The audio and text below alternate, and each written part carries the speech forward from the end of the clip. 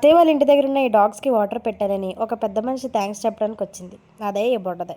క్యూట్గా ఉంది కదా అని చెప్పి నేను ఆడుకుందాం అనుకుంటే పర్రా దాని పారుపళ్ళు వేసుకొని నన్ను కొరికేయడం స్టార్ట్ చేసింది. సరే చిన్నపిల్ల కదా క్షమించేద్దామని కూర్చోయే అంటే నించుంటానంటుంది. పోను ఊరికే ఉండే అంటే చున్నీ లాగుతానంటుంది.